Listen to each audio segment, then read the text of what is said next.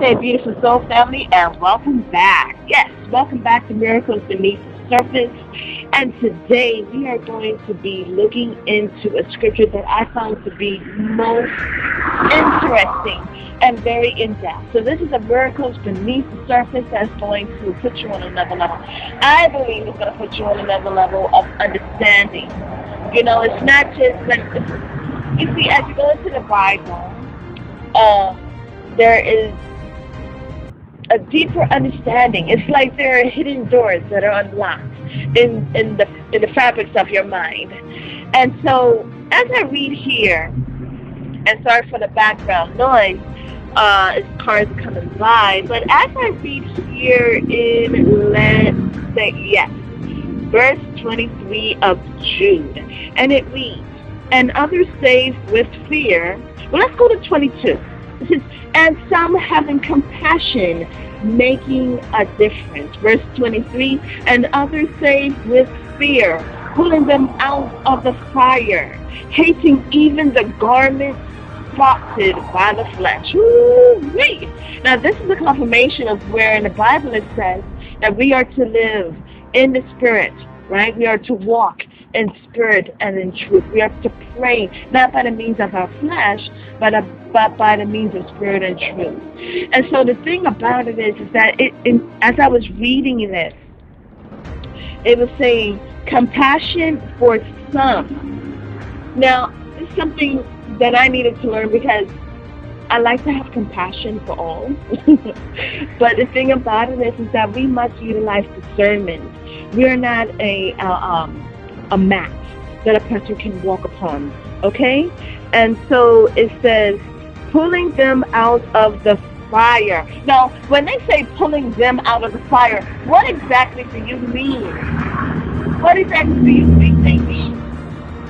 Well, here what I got is pulling the soul out of the fire. Amen? Because, you know, you can look at somebody and, but the thing is that what you're seeing is their flesh. What's going on the inside? And so many people feel like, well, I'm living the way I want to live by the means of the flesh, but how are you in the means of your soul? Spiritually speaking, we are spiritual beings here to live this human experience. It's but an experience, but how are we?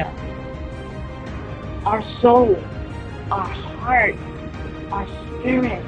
Are we one with the world or one with the Holy Spirit? Are we reborn again? Ooh-wee. On JT, I heard this wonderful statement, and it says that people don't want to die once, but they're working on dying twice. And the thing is, on the other side of the spectrum, it's about being born again. And being born again is being born twice. Wait, hallelujah. But anyways, so the thing is that what are we in fear? You know, it's like when a person is in the middle of the street, and we've seen this in different movies where they're running. Hey, you know, don't stay in the middle of the street. You're going to get run down by a truck or by a car. And it's that urgency. You know, but the thing about it is that there, with the higher adrenaline is the fight or flight, right? Where in the midst of fear, what do you do? Well, in the midst of fear, where we're like, you know, we want to save people's life. We want to put them out of the fire. Put what out of the fire? Their souls out of the fire, so they can truly live their life. Now, what's so interesting is here it says, hating even the garment spotted by the flesh. In the Bible, it talks about how we are to clean the spots from our garments, right? And so, what are we cleaning? We're cleaning out our flesh. The removal, the disintegrating. You know what's so interesting is about, you know, is what I gather immediately upon talking about this is the caterpillar going into the chrysalis. Hallelujah. So caterpillar, right, crawling upon the earth, going into the chrysalis, Christ, right, and getting that transformation. And I think that is so marvelous, beautiful soul family. So here it says hating, not living with, but hating even the garments spotted by the flesh.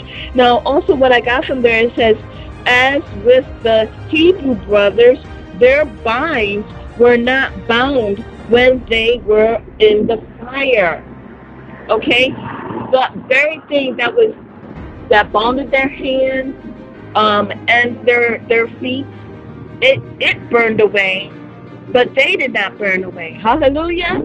You know, and it's something to think about, beautiful soul family. I wish I can see a little better in the start because I'm waiting for the bus.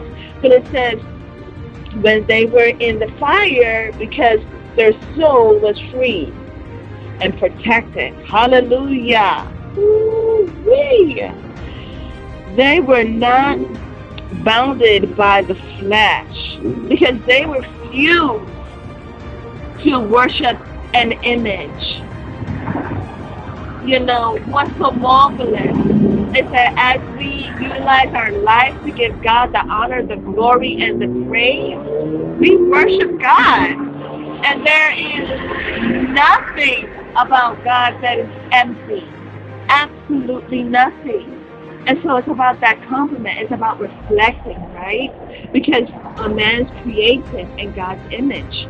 Okay, and so it brings me to that because as the Hebrew brothers, they were thrown into the furnace that was set ablaze 7 to 10. I think it says in some Bibles it says 7, sadly in other Bibles it says 10.